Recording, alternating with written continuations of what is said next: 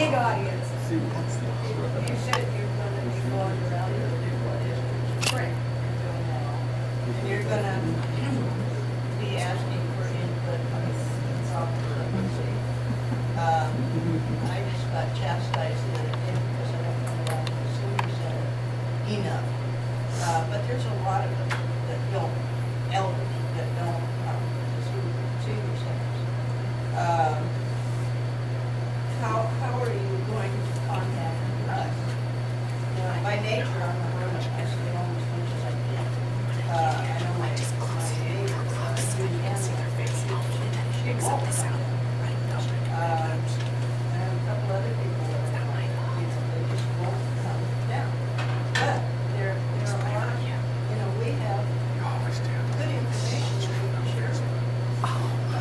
But how you want to contact us, the communication thing on this reservation is terrible. They say, well, go on Facebook. Well, I don't want to. Or, you know, a lot of us don't even have some pictures or access to the internet. So I happen to, but, you know, there's a huge communication problem on this reservation. I agree. Living away from home, I have not had a tribal commute in I don't know how many years. And so that would have been my natural response. And so that's somewhere where I'll be asking you, how can I get a hold of people that don't go to, common gathering areas? Because I do want to have a far-reaching ask. Because I know that people from all over the reservation have different perspectives. And from those different perspectives will come, real strong solutions. But if I don't hear those things, then I'm going to be at the point of what I'm telling. So if you have ideas, share them. Oh, you know I will. Well, Basically, my complaint is similar to Vince's there. 2 years ago, I went down in Wenatchee down there. I went to check in to get a contract care number down there. And this lady called continuously over to this field to get my number. She told us, me and my wife, that they have the most difficult problem trying to get in contact with someone there. Just get the answers. And another thing over in Omak here, we call it the spiel, and you can't get nobody on there. They sent one of my bills to the credit union, and I called them up, they explained to me, just come over and take a look. We got a whole bunch of them over there that's similar. A lot of them. Same problem. Well, back to the senior building, go ahead. I asked them, why can't you locate one here when you have access to it? Well, I didn't get an answer. Something would be convenient for us here. It wasn't that hard one time ago to get a fuel number. Boy, you fight tooth and nail. They never answer the phone. I didn't even call They've Ricky. lost some of Nobody their had answered. senior employees over there. I think some of them guys better start doing their job over. I know that they lost, like I said, 2 senior employees that who worked there for 20, 25 years. Like, without leadership, we got, no road to the office. But it's frustrating. Like, I got a doctor's appointment way away at 18, and I've already been working on trying to get a pill number so I don't end up going another $6 to $8. And it's frustrating that you haven't got back. And you just keep leaving your name and your message, but it just puts me added stress. But I do have the 80% insurance that you get. The 20% is pretty costly.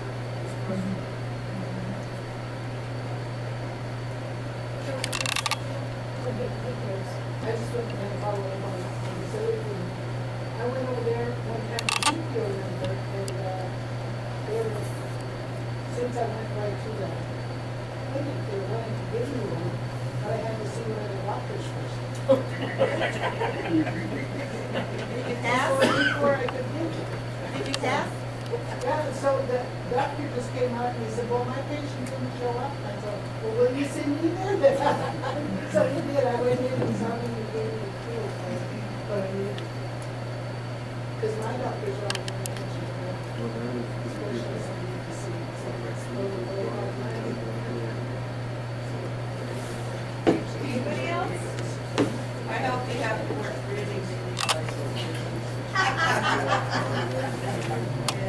I know you'll do a good job. Well, that's what Lynn said when we were, I know we're getting our own money for 25. I want her for 100, but I know she's gonna make more than 25. Yeah. And I think I have. Already. I have a question, but it's for our council. Oh, okay. It's about funding for mental health program, alcohol program. Some of the funding is supposed to come out of the gaming money.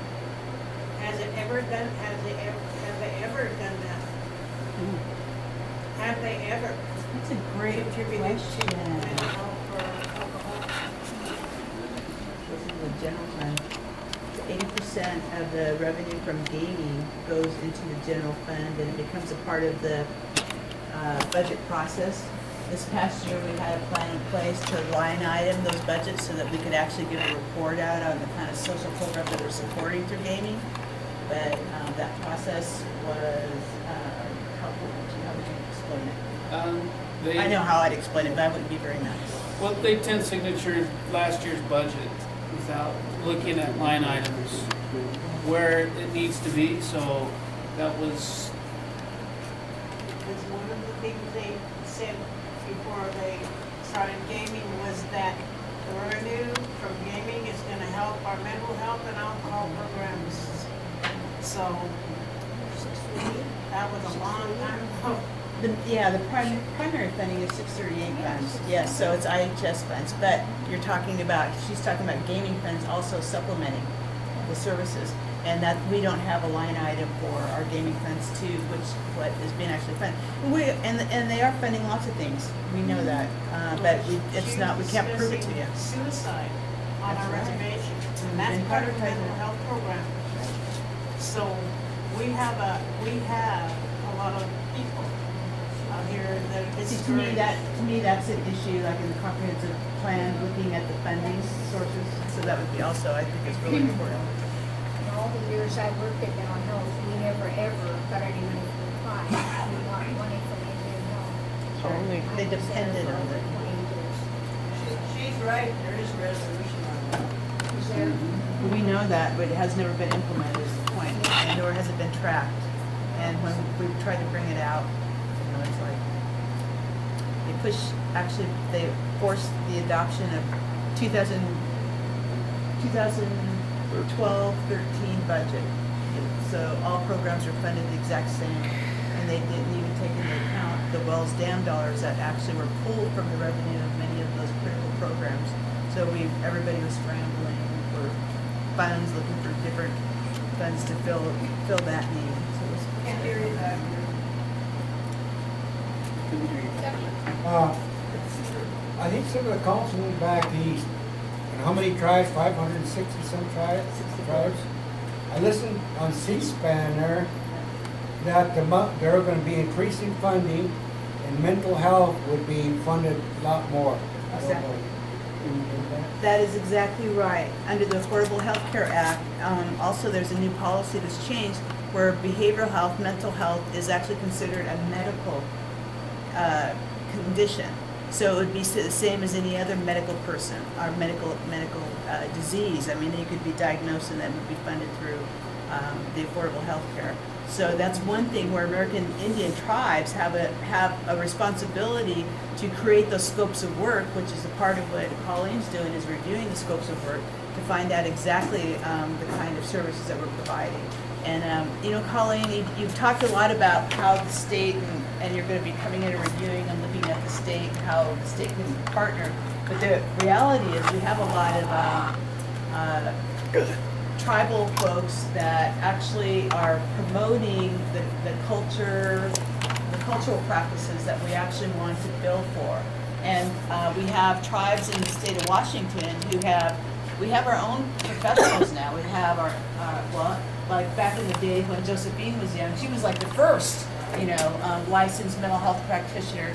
And we have many of them now, and they're working out of the area, and we need to recruit them home. But many of them are working for coastal tribes where they're actually utilizing and implementing cultural practices, and they're getting billed for it, and they get to train more people, and they're paraprofessionals, and the elders that are coming in, they're getting reimbursed, and they're getting, some of them don't want to be paid by cash, they want incentives. So those are things that are happening, and that's what we hope to do, is also not only we want to look at some of those creative programs, those culturally custom programs, and how can we take those, like, you know, how many times have we met with peacemakers? You guys are like taking on a lot of these cases yourselves, and we want some of the work that you're doing to also be a part of our behavioral health program. So some of those, how those are funded, those, they're not billable services as of yet. The only element that They are billable services. I've worked with them, so I could give you the names of the tribes that are doing it. They're getting reimbursed for their Medicaid dollars right now. They're being billed under a licensed mental health practitioner doing talking circles, they have these practices going on, but they have the mental health practitioner that's a part of it. So that's the piece that it's billed under the state paperwork that looks like, but actually they're implementing cultural practices. I said that.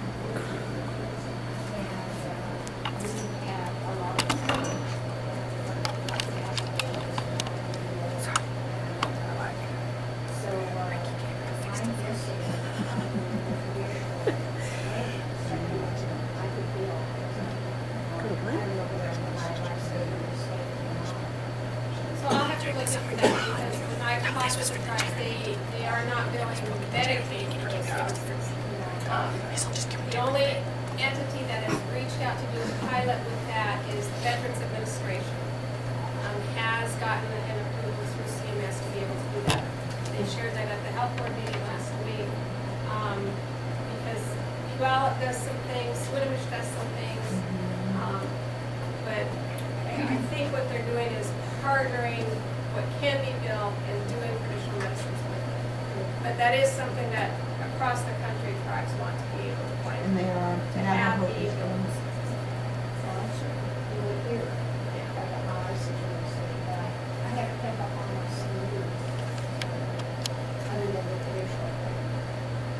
Colleen, I'll introduce you to some of the psychologists that are tribes and licensed mental health practitioners that are doing this with at least 4 tribes in Washington State. Yeah, I'd like to. Yeah, so you need to connect We with get them asked so you about know. that. Yeah, because I sit on their association. John? Yeah, Ducky brings up a really good issue because that was one of the things that I heard going back to DC, that the administration was going to put a lot more funding into mental health services across the country. You know, we saw those mental health services being cut back, you know, under Reagan, and it just kept going. They're finally starting to move more into putting more money into that. So if we can find ways to be strategic in getting a hold of those funds. Were those coming through the Indian Health Services or were they coming through SAMHSA? SAMHSA. So one of the huge challenges you've got to do if you're going to go with SAMHSA has one of the tightest set of constraints when they appropriate funds. And so tribes really need to hammer SAMHSA to recognize government to government. Because if they pass them through to the states, they pass a whole layer, and a lot of tribes tell us, we don't want to mess with it. Yeah. The bureaucracy is way too high. And so if the state and the tribes are able to tell the feds why that doesn't work, then we probably could get them to the ground level. But a lot of the times the tribes are just telling us, no, we don't even want to mess with that.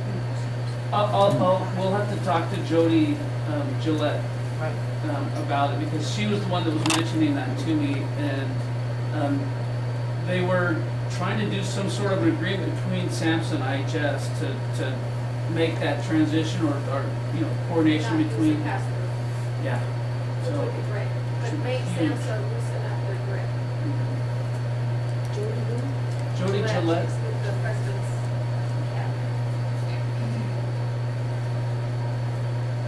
So I missed on the part of what you were saying, but I work for the tribal talent program.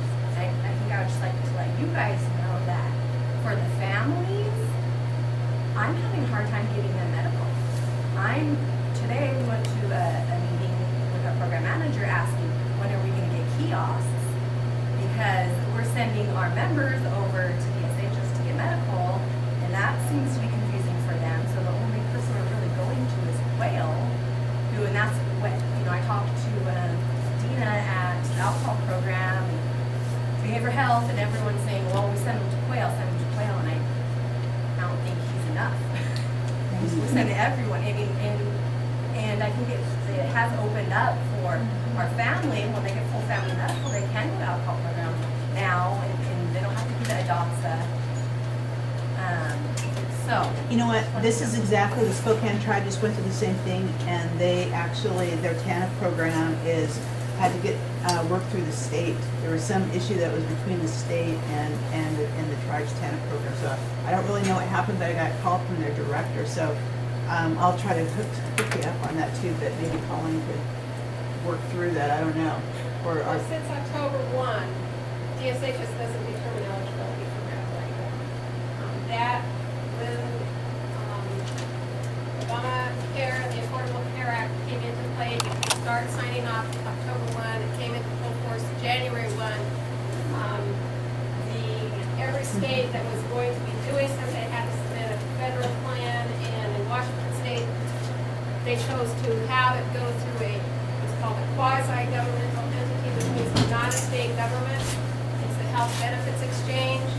And before that is when the kiosk conversation was happening. Before all of this move that was going to happen took place, we were talking about setting up kiosks wherever folks wanted to give us a space, essentially. And the kiosks were going to be a mechanism where you could enter in all of your information once. And then the tribes or community center out in, South King County would be able to enter in their kind of programs they had to.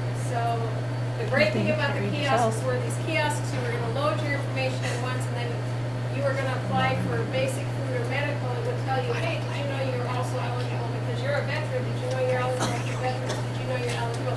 And it would populate other things that you're eligible for. I can check with our Economic Services Administration and see what's going on, but I'm not certain if the Health Benefits Exchange is taking that piece of the work that we've already done and going to implement, which might be why you're still sending people to DSHS, because you don't have an HPE over here, you only have us. So I'll follow through to find out. well, yeah, and that's just it, we're having a lot of families, local families who just don't have medical now, and we don't know where to send them.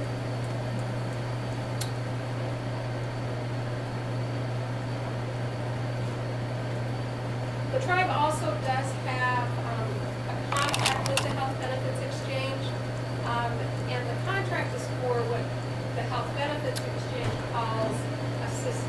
And what assisters are is they're supposed to assist you in getting enrolled. And so I'll find out when I'm reading through all of the paper I have, where that program is.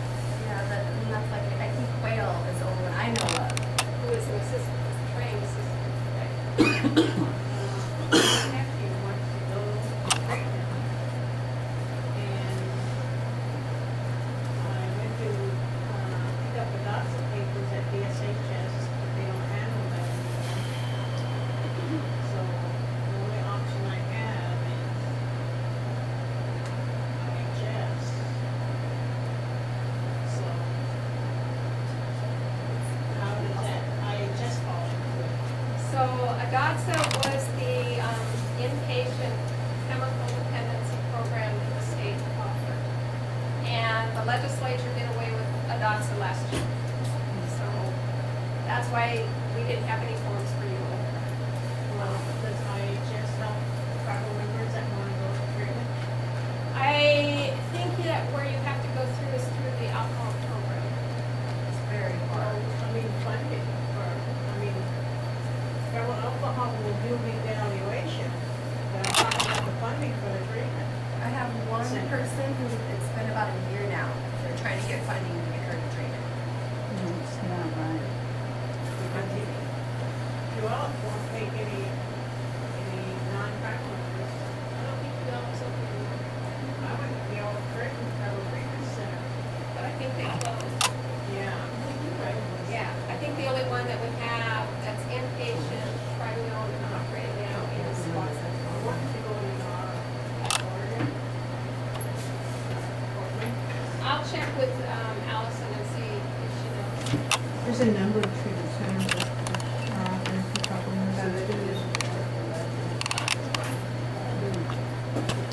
barking about, just getting people informed and not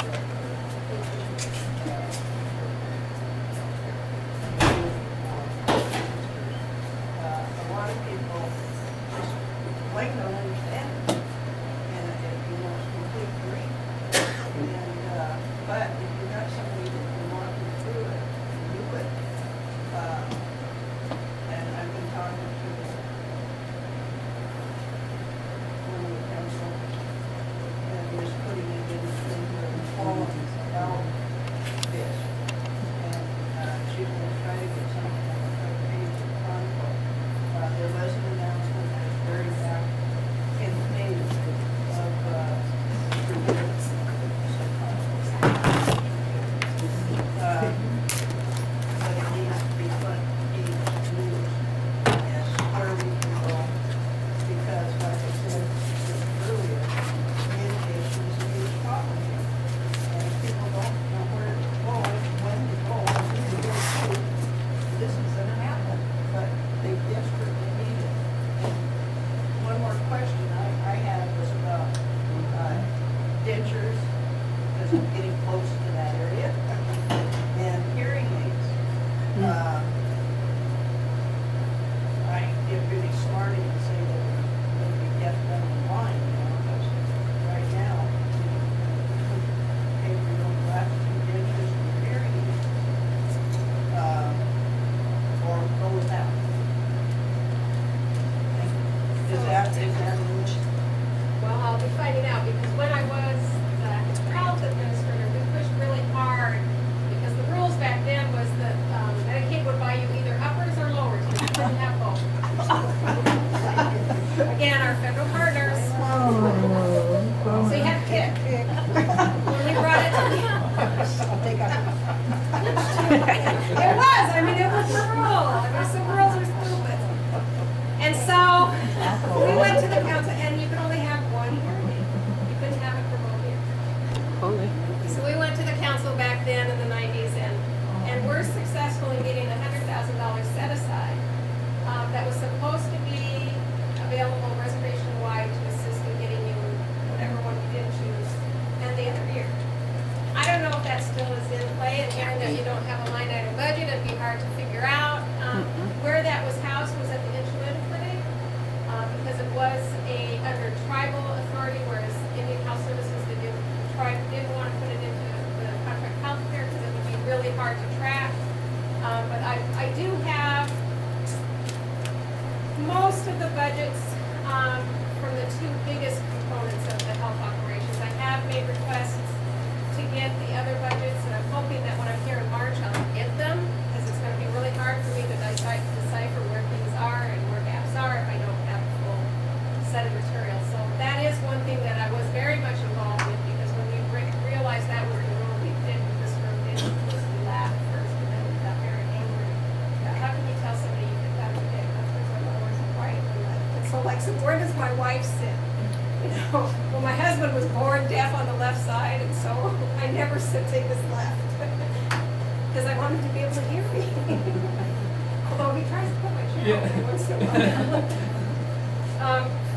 So that is something, and then also finding out if that's still the ridiculous rule that you can only get one or the other. Thank you. Did I miss anything? I know when I was speaking with Dana at Health Program, one thing we were talking about is getting an area where we have like 4 or 5 computers set up, and then Quail can come in to Alcohol Program on TANF and help 4 or 5 people in getting on the internet and getting the medical themselves. Exactly. That should be in every program. That won't work for people that won't touch it. My problem is that when did we start having to pay for them? What we promised? Is it the sun now stands and it sets and everything? They're supposed to take care of us the rest of our born Yeah, days. what happened because he was late sixties, early seventies, things were fine, he could go anywhere. He could just go to call him up and say, look, I got a doctor's appointment in Seattle. Okay, here's your pill number. Fly with it. Now you have to go to Department of Social and Health Services before you even get to the club. So there was a, You know, you got 3 different entities you gotta go I through remember when before you you can guys get to. used to do it, just, You know, what happened? What happened? What happened to us Indian people? And what the biggest confusing thing is to me, and it's really frustrating, with all this tax and your fines and whatnot, if you're a veteran or a Native American, you don't get fined for not having health insurance. It's a mandatory law for everybody and their children to have health insurance. If you don't have health insurance, you've got 5 children, you're supposedly fined $93 for each individual not having health insurance, and they're taking out your tax return. But they say if you're Native American or veteran under the Obama administration, just write that down on your income tax return, you won't get fined. But we don't have health insurance. We get the $93 to buy us health insurance that costs you $260 a month for a family of 3. Something went wrong, and it's frustrating, and I'm just venting. the great Obamacare. And actually, you know, I'm only a teen. So how I know this stuff, I don't know. I mean, Darlene pay every month, I couldn't tell you how much I pay, but I can go any place. That's right, that's exactly And right. the last one on the list is the tribe, they got it down, Yeah. you know, but So, I don't know which one of all of those you want me to try to answer.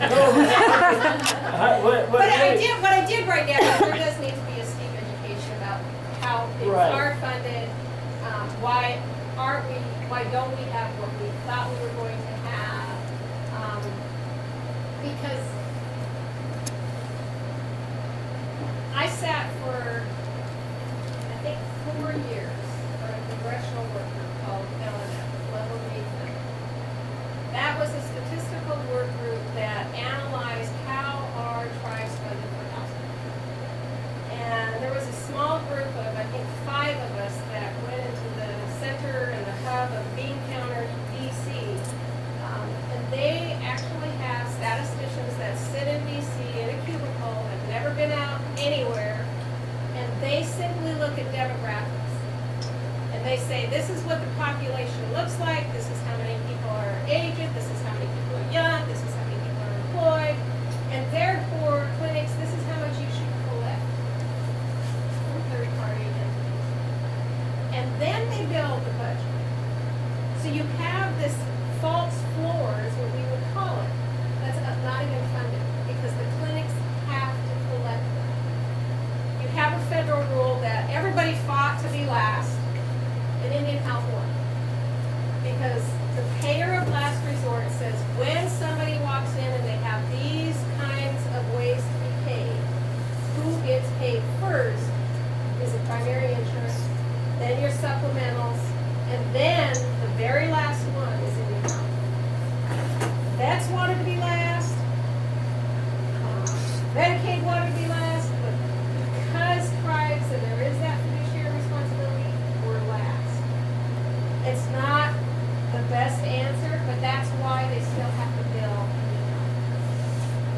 One other question is if I choose to be, which I am, insured for up to 80% insurance good health insurance, how come I have to go over here first before I go across the river, or the tribe won't pay me 20%? Payer of last resort. So I have to go over here to be referred. And that's why you had to be seen by an IHS doctor.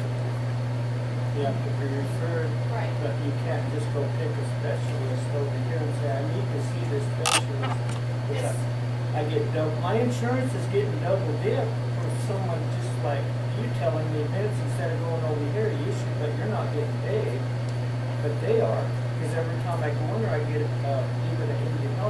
bill from my insurance company for Says the this is visit. what the visit was.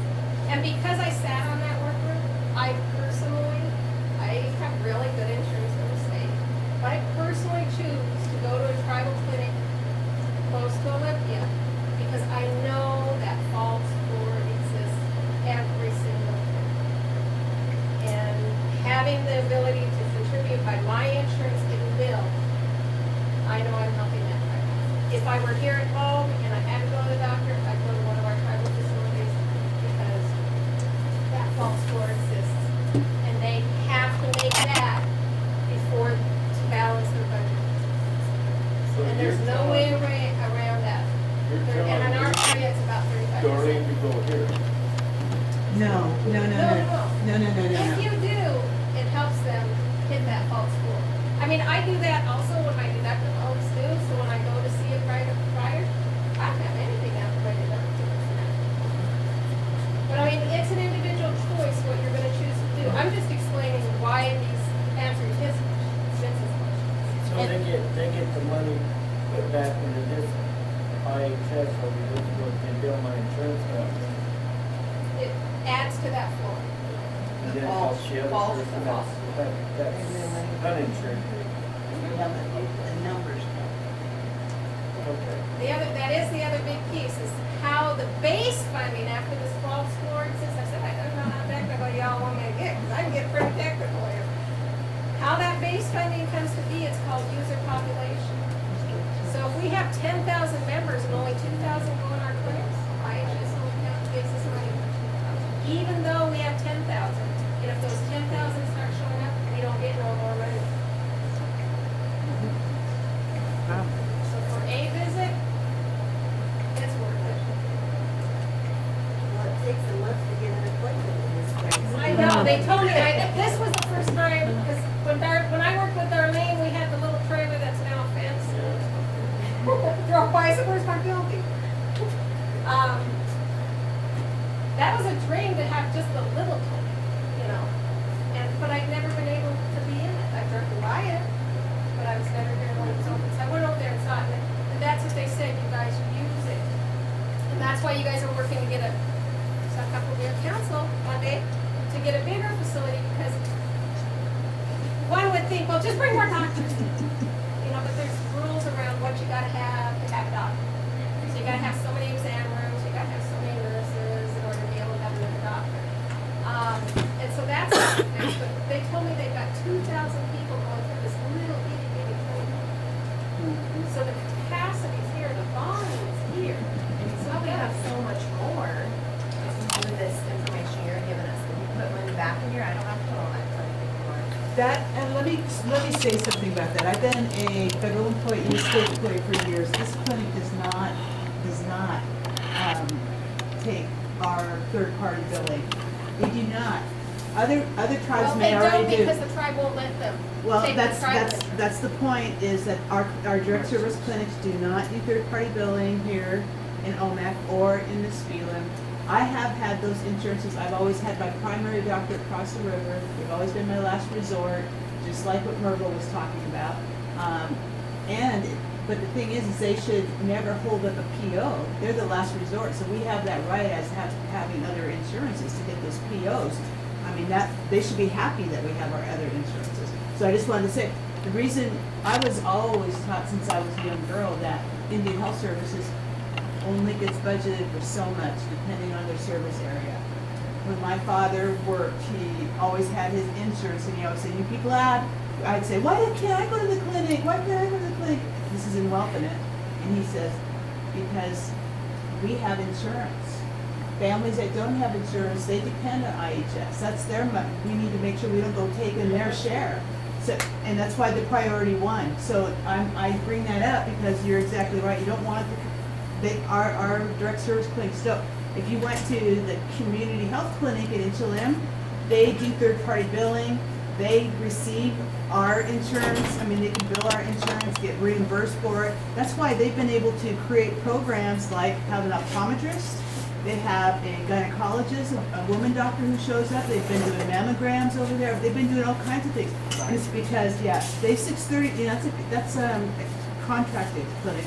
And that's what I'm hoping that we do someday with these other two clinics. Because right now, depending on IHS, they're doing exactly what I think that the federal government wanted to, and that's just keep us in this little box, all controlled, and we don't have quality health care because of it. Those of us who depend on them. When I first got on council, Merville and Darlene took me aside and let me know exactly what was happening with contract health and their bills and getting turned over to the collection agency. I was like, oh my goodness, really? We're gonna bring them over, we'll talk to them. Guess what? I got over there with the self-insurance. I went to the clinic with my cancer and all this. I got turned into I had to come home and go work for my tribe to get turned into the collection agency. And I was sitting there, we talked at council, and there were 6 of us that were turned into the collection agencies on council because of the way the process is over there. So there is definitely problems, and it's in the way, the model, this direct service model that we've been depending on all these years. Well, And it we need to changed with change the it. Affordable Care Act. It's now gonna a change, private it's gonna change. decision.